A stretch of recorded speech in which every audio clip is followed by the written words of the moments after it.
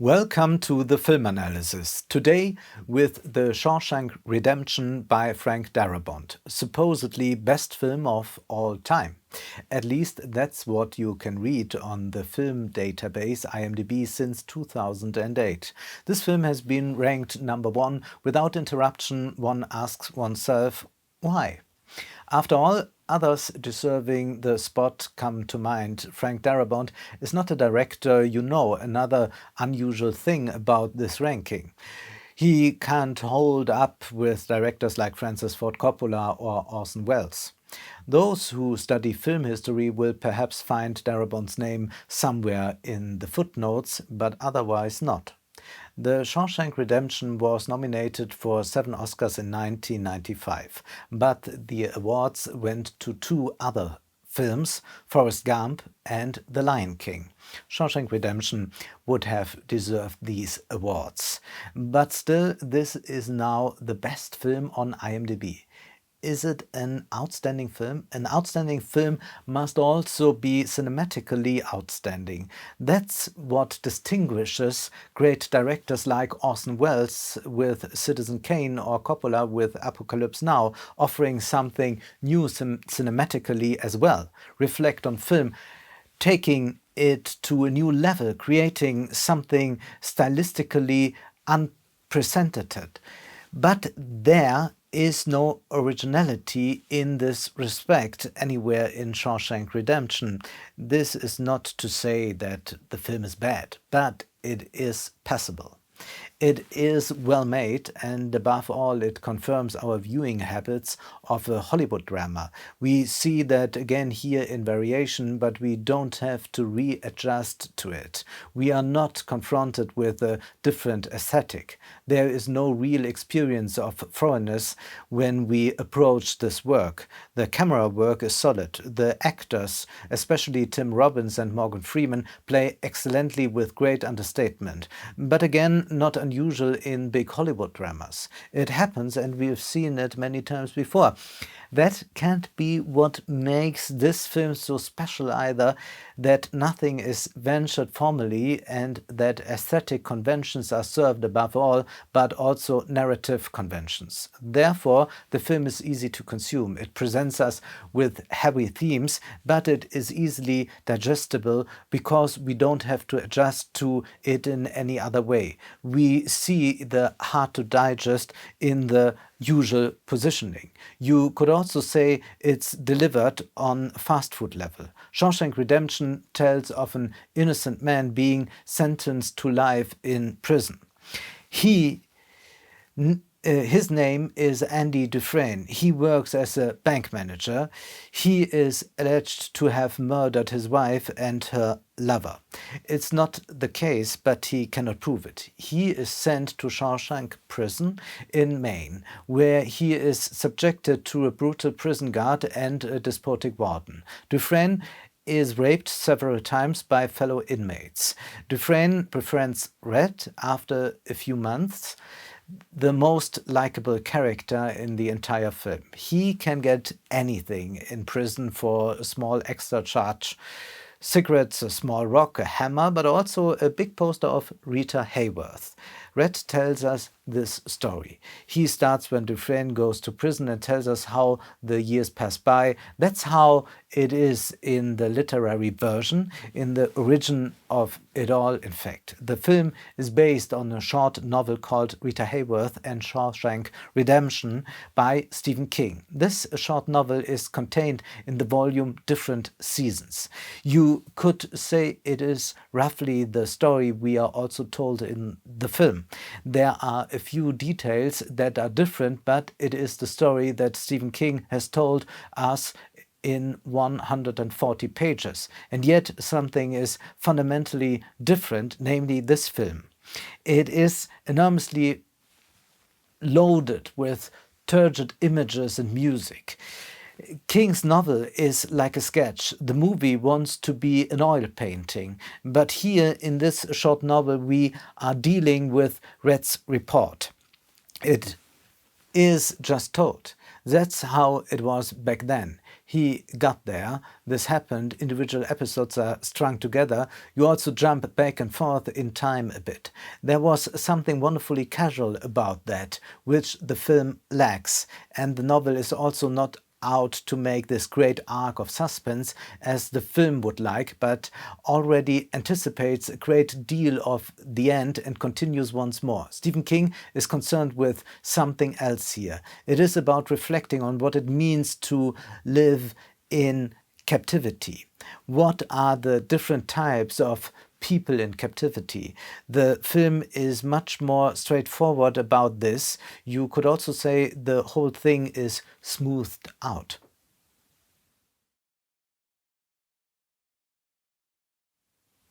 Shawshank Redemption is impeccably staged. Noble kitsch. Noble because the craft is right at every point, not just the camera work, the editing.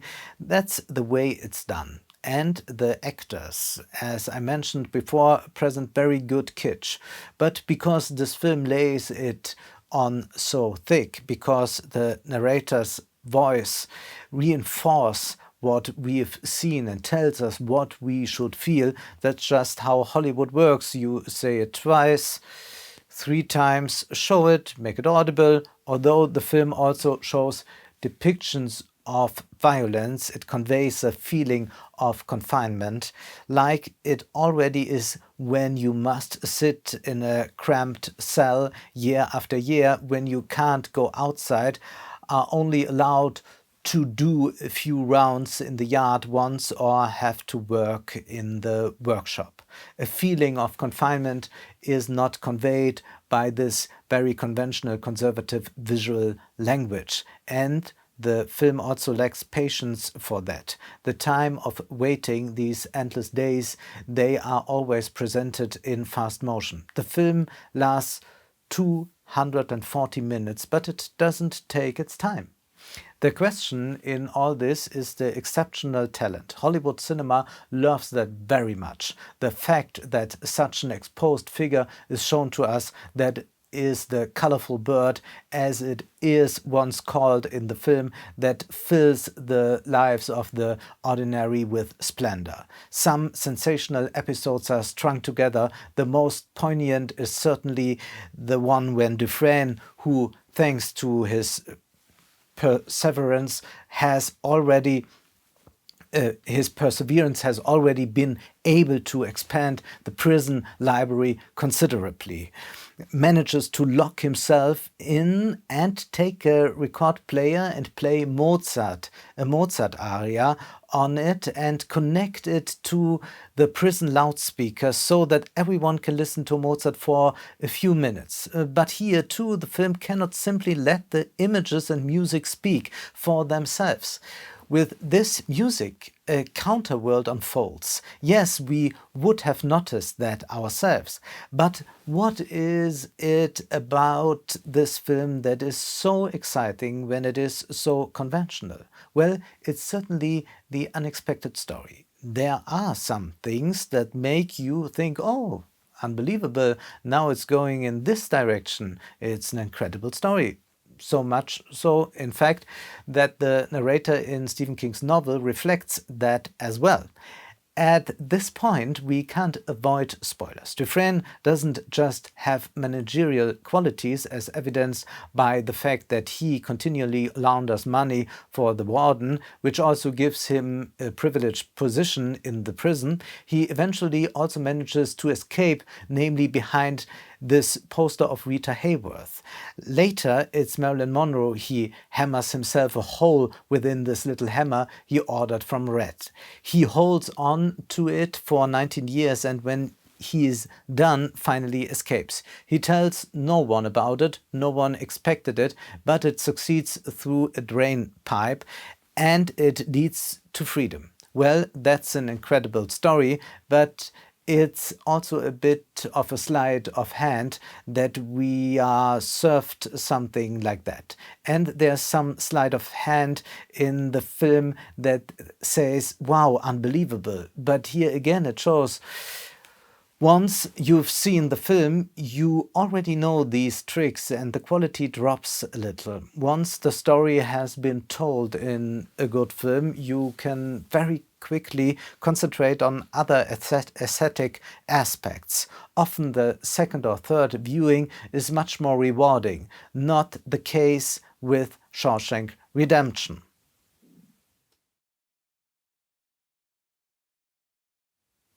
But why does the film still fascinate? Well, the story certainly does. But there is something else, and that is what I would call Hollywood quasi-existentialism. What does it mean to live in freedom? What is freedom? These questions are already being asked from time to time, most authentically in the episode of Brooks, the old prisoner released after 50 years in prison, participating in a little rehabilitation program. He is allowed to work in a supermarket and at some point takes his own life, even though he has now finally arrived in freedom. This is also an important theme of the existentialists, for example of Albert Camus in The Myth of Sisyphus. He writes about something very similar. Why does Brooks take his own life? Camus states, before he encounters the absurd, the everyday man lives with goals, with a concern for the future or for justification. He carries his chances. He reckons with later, with his retirement or with his son's work. He still believes that something in his life can be directed.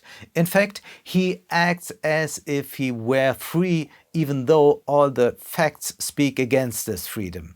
After the encounter with the absurd, everything is shaken. That is, with the absurdity of our existence in the face of death. This idea that I am my way of acting, as if everything had a meaning. All this is given a dizzying lie by the absurdity of a possible death. Even thinking about the coming day, setting a goal, cherishing this and that preference. All this presupposes a belief in freedom, even if one sometimes assures oneself that one feels nothing of it. But now I know that this higher freedom, this freedom to be, which alone can establish a truth, does not exist. Death is there as the only reality. After it, the game is up. End of quote. And Brooks, living in prison, may feel like an everyday person. He is accepted there. He can do his everyday things there, and he doesn't have to ask the big question of meaning. He doesn't have to ask what existential freedom would look like, because he doesn't have it. And as he supposed freedom to be outside these ugly walls, when he is outside, he sees that this freedom is not given either. Or rather, he becomes aware of the absurdity of existence in the face of death, which at his age is no longer far away anyway. Hence, he takes his own life. Here, this Hollywood film is close to Camus.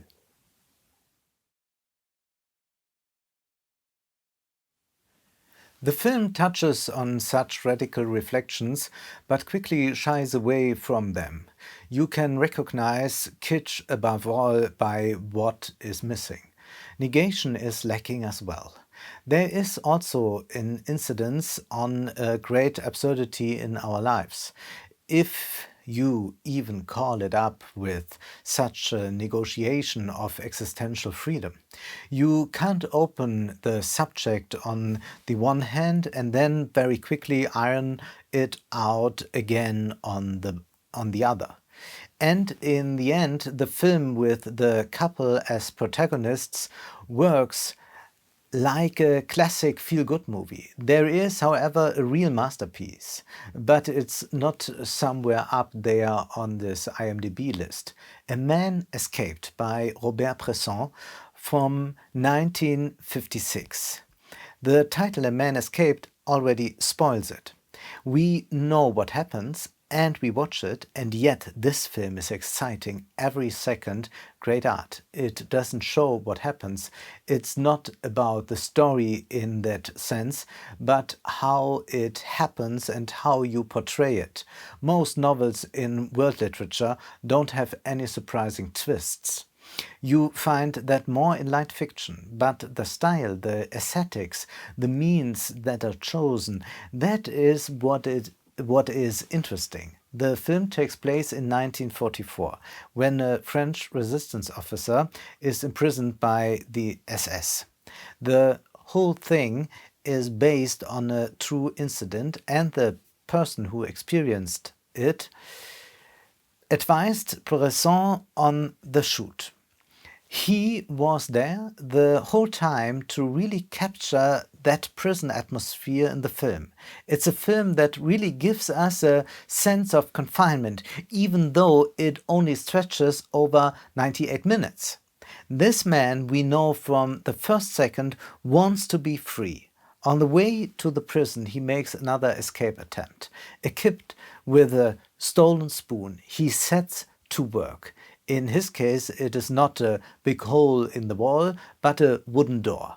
He persistently scrapes at it until the individual boards come loose. Bresson meticulously shows how the prisoner plans his escape. He depicts exactly how it works to make a rope out of a sheet, and how this rope can be made even stronger.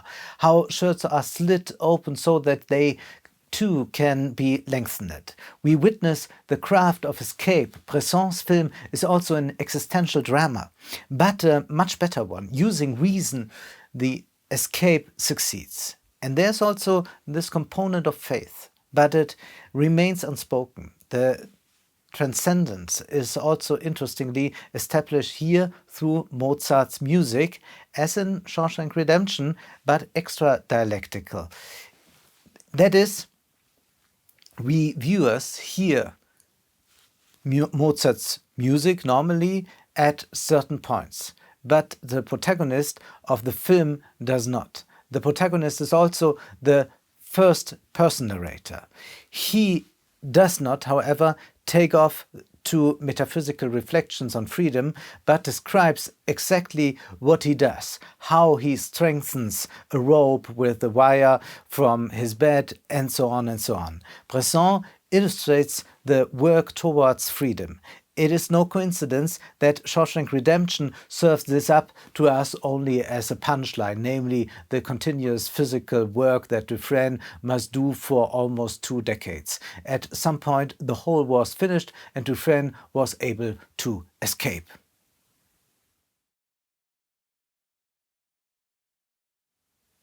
Hollywood film is extremely reluctant to show us physical labor, as if it were something too boring, even as if it were something indecent, like an explicit sex scene. It is not a coincidence, but we can interpret it symbolically, that this whole is covered up with a pin-up poster of Rita Hayworth and later Marilyn Monroe. The whole thus acquires a sexual connotation, albeit admittedly not a very subtle one. But just as you fade out sex in Hollywood films, you do the same here. One does not want to show the representation of labor.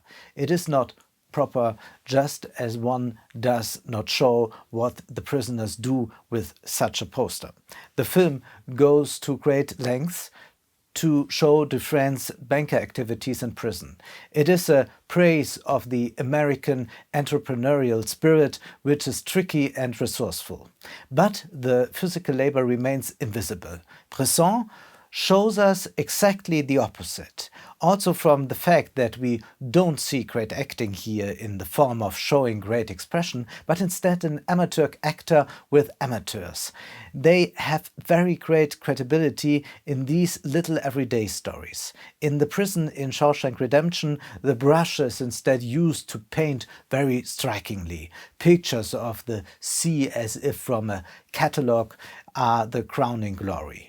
Dufresne's escape may succeed, but the film cannot break out of its prison of pre-cut images. The freedom is deceptive because in the end it is staged with the means of advertising resembling Forrest Gump. The self-made man has invested wisely, and that too saves his future. In short, Shawshank Redemption is decent mediocrity. Oscar conventions are satisfactorily observed. Shawshank Redemption is a film that is nothing to be ashamed of once you have seen it and have been a little touched by it, for in some moments it does indeed tell a very poignant story of an unexciting but very deep friendship. But anyone who claims that this is the best film of all time is only watching but not seeing. It would be nice if you would like to support the film analysis financially. You can do so via my bank account or PayPal. Also, you can find me on Patreon. Thank you very much.